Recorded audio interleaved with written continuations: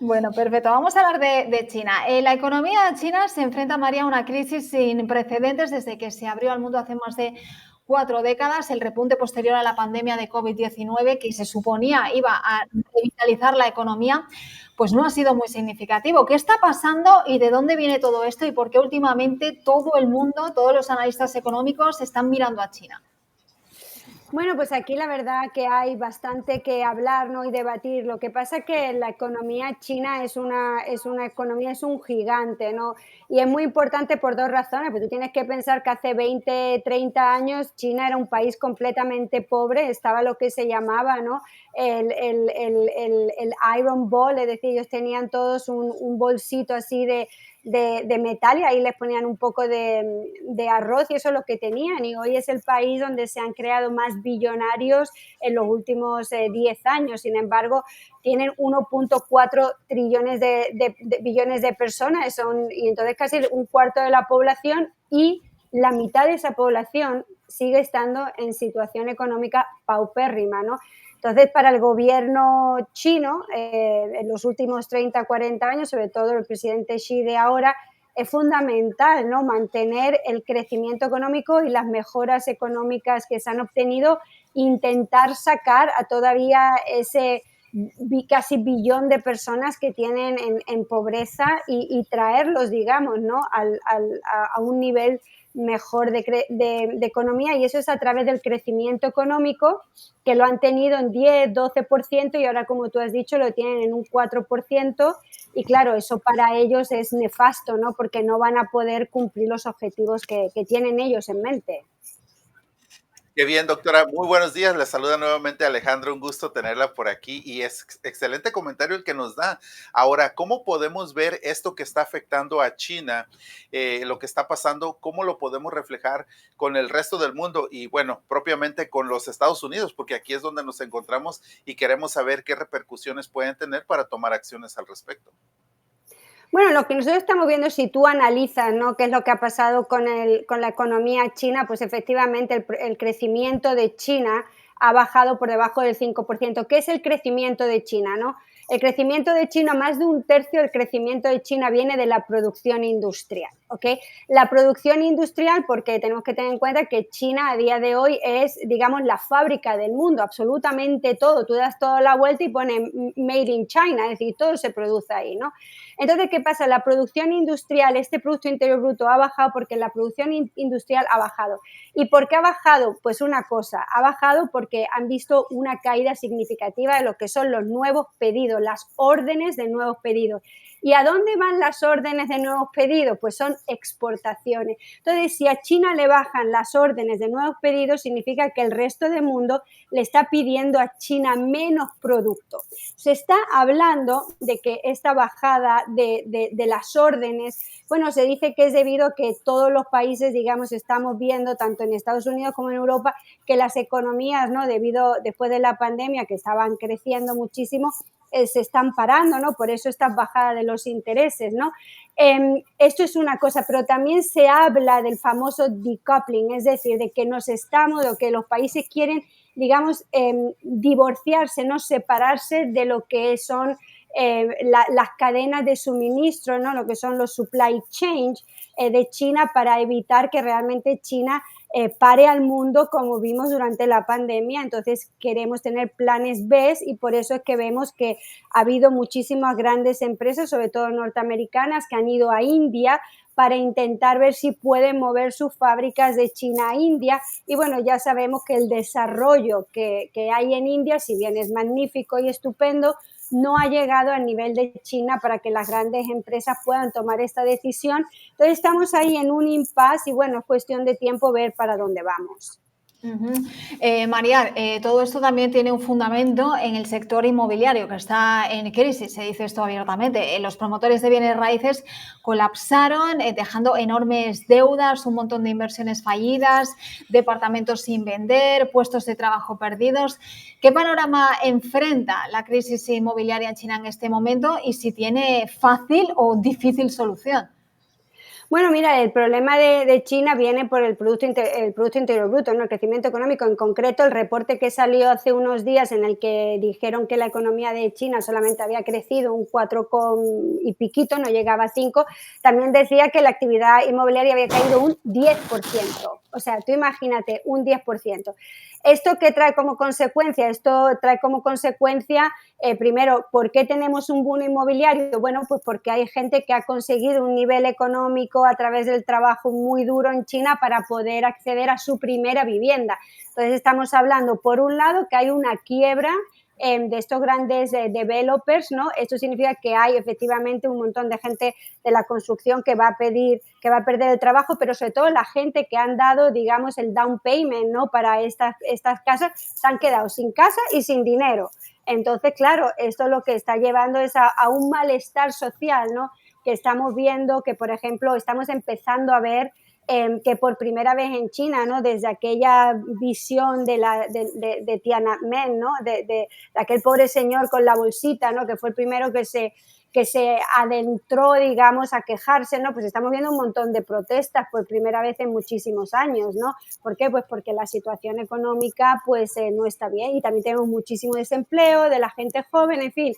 El mercado inmobiliario está teniendo un grave impacto en la economía china. Muy bien, interesante todo esto. Ahora, hablando todavía sobre China, donde la mayoría de sus ciudadanos solo han conocido un crecimiento rápido en su economía, la mayoría de las condiciones de vida han tenido una mejora y la confianza de los ciudadanos pues está en aumento. Pero, ¿qué pasa con el consumo? ¿También ha habido cambios sobre esto? Mira, acuérdate que en China se hacen planes quinquenales, ellos todavía están con los planes quinquenales y lo bueno o lo malo, a ver, esto es una opinión, ¿no? Es que nosotros, por ejemplo, en todos los países democráticos, cada 4 años, pues aquí se cambia absolutamente todo, no existe una consistencia, ¿no? Llega un gobierno, cambia unas cosas, llega el otro, cambia otras cosas, ¿no? Como nosotros tenemos en China que ellos se mueven por imperios, es decir, si tú te miras el número de años que han estado Mao Zedong, o sea, todos, y ahora el señor Xi, que se va a quedar por la historia, pues ellos van a piñón fijo. Ellos cada 5 años sacan un plan quinquenal, pero ese plan es para revisar cómo quedaron los 5 años anteriores, ¿no? Entonces, en el último que sacaron, digamos que la mayor preocupación que hay, si más o menos te lo lees, es que querían, como este señor ya se estaba dando cuenta de que puede haber este decoupling, ellos lo que querían era aumentar el consumo interno en el país para que el consumo externo, por ejemplo, vía exportaciones, ¿no? Como te he contado antes, pues no sufriera. Es decir, a mí no me piden en Europa, no me piden productos en Estados Unidos, pero me lo consumen internamente, entonces mis fábricas continúan la producción, ¿no?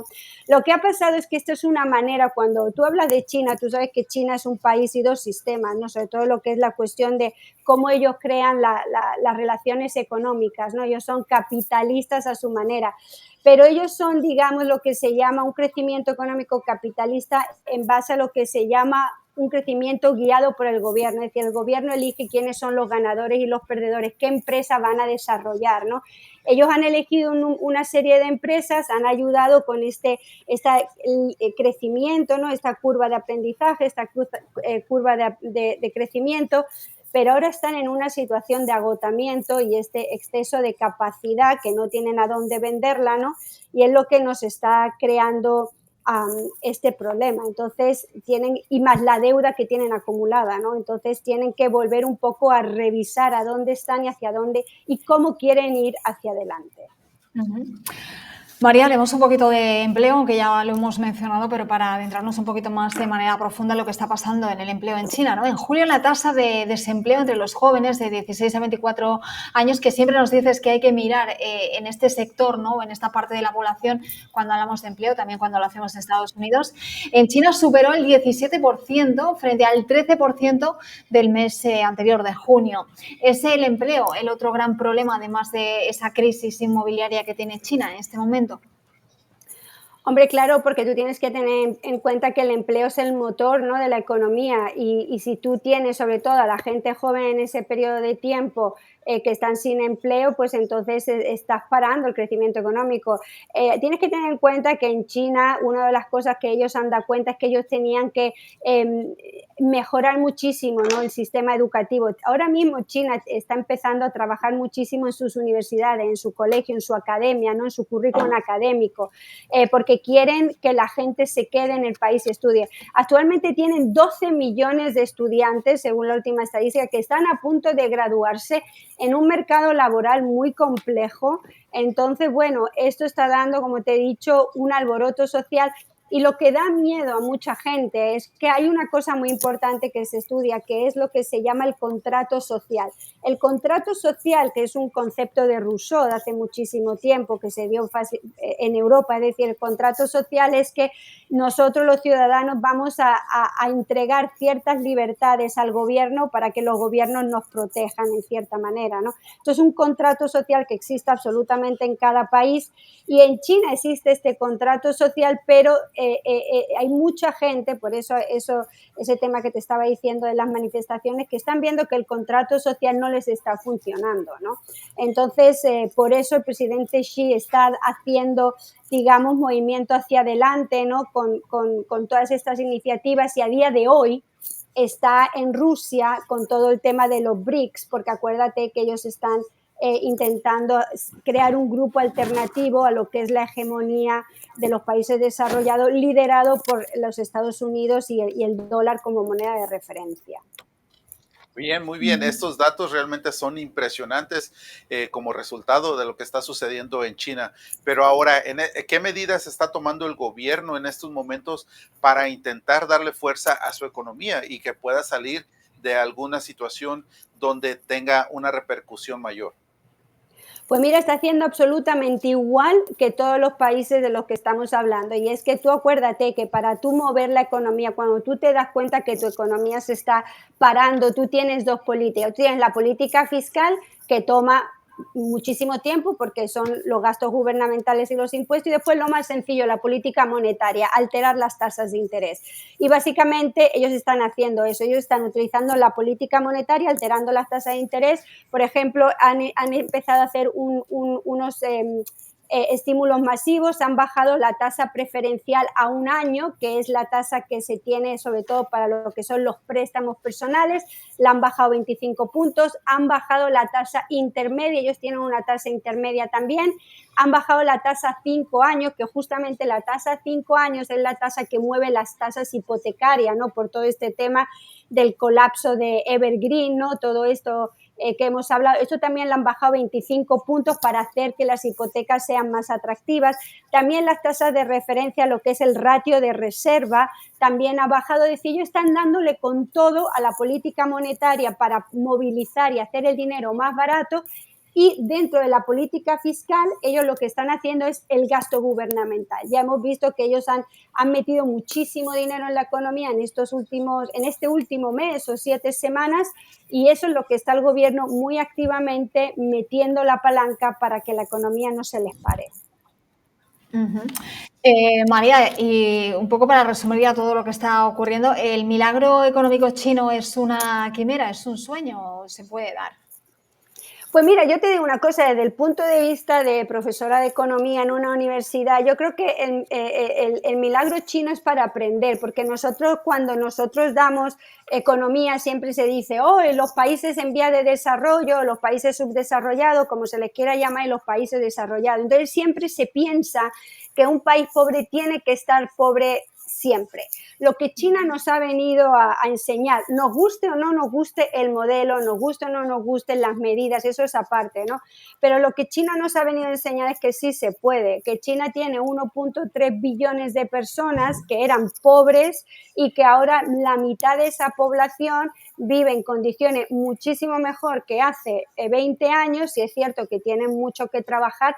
Entonces es una, no te digo a ti que vayamos a implementarla ni a copiarla, ¿no? Pero sí se puede. Entonces yo creo que el mensaje positivo dentro de que hay cosas que obviamente pues son muy reprochables, ¿no? Pero bueno, el mensaje positivo de que se puede hacer es yo creo con lo que hay que quedarse. Muy bien, muy bien. Bueno, pues realmente impresionante todos estos datos que nos trae doctora cada semana. Pero Ana, ¿tienes alguna otra pregunta para la doctora? Bueno, María, para hacer un inciso también en lo que está pasando aquí en Estados Unidos, esta semana es verdad que no había datos relevantes o muy relevantes, mejor dicho, pero sí que han salido algunos datos, como por ejemplo los principales indicadores económicos de Estados Unidos que volvieron a la baja. Este dato salió el lunes, también el dato sobre el tema de las viviendas que sale el miércoles, el jueves el dato de nuevas casas. ¿Tienes alguna reseña o algo destacado que no podemos dejar en el tintero en esta charla de jueves? Pues mira, hay una cosa que me gustaría hablar y es la venta, hay dos tipos de venta, la venta de nuevas viviendas y las ventas de vivienda ya construida. Mira, la venta de las viviendas ya construidas no se mueve, sigue sin moverse. ¿Por qué? Porque una persona que tiene una hipoteca sobre una vivienda ya construida a un interés muy bajo no se va a meter en el berenjenal de venderla para irse a una hipoteca muchísimo más caro, que bueno, ya han bajado las hipotecas, creo que estaban al 6,23 hoy o una cosa así. Pero lo interesante es que el mercado de viviendas de nueva construcción sí se está moviendo. ¿Por qué? Bueno, porque ya están bajando las tasas y esto es muy buena noticia porque ya el mercado de vivienda, el mercado de bienes raíces que mueve a muchísimos millones de personas, pues ya como están bajando las tasas y las hipotecas, pues ya se está, digamos, activando, ¿no? Y esto yo creo que es una muy buena noticia para la economía, aunque la venta de vivienda ya construida, pues es que eso no lo mueve nadie y es muy entendible. Bueno, pues esos son los datos más destacados que tenemos que tener en cuenta, que por supuesto también pues, afectan a los estadounidenses. Por último, María, no sé, es que quedan 13 días para las elecciones. ¿Cómo lo estás viviendo? O sea, ya llevas muchos años en este país, pero te da la sensación de que a pesar de ser las elecciones más reñidas de la historia, van a ser unas de las elecciones que tengan más participación, por ejemplo. Yo creo que es una de las elecciones desde el punto de vista económico con dos programas económicos nunca visto más diferentes. Entonces yo creo que eso es lo que a mí desde el punto de vista de economista, ¿no?, me llama la atención, porque normalmente anteriormente pues los programas económicos estaban ahí reñidos, yo te doy esto, ¿sabes? Era intentando ser un programa más atractivo para atraer el voto, ¿no? Pero es que ahora estamos hablando que son dos programas completamente diferentes y bueno, pues vamos a ver qué pasa, ¿no? Interesantísimo todo esto, doctora. Muchas gracias, se lo agradecemos que nos trae esta información económica sobre Estados Unidos y en este caso el día de hoy sobre China, ¿verdad? Agradecerle como todos los días cuando nos acompaña, pero también queremos que nos diga acerca de sus redes sociales para poderla seguir. Bueno, pues yo tengo mi Instagram, ¿no?, donde ahí pongo algunas de mis intervenciones y bueno, en Instagram ahí estoy. Es personal, es decir, yo no tengo ningún community manager que me lleva nada, yo soy la que lo manejo, así va. Pero bueno, es una cuenta bastante cercana y ahí pongo todas mis opiniones sobre cuestiones económicas. Bueno, nos vemos la semana que viene a ver de qué nos ilustras, de qué tema nos ilustras. Cada jueves aprendemos un montón de una manera sencilla, muy didáctica y, por supuesto, entendible para todos. María, nos vemos el próximo jueves. Cómo no, cuídense mucho, feliz fin de semana. Gracias, hasta luego, María.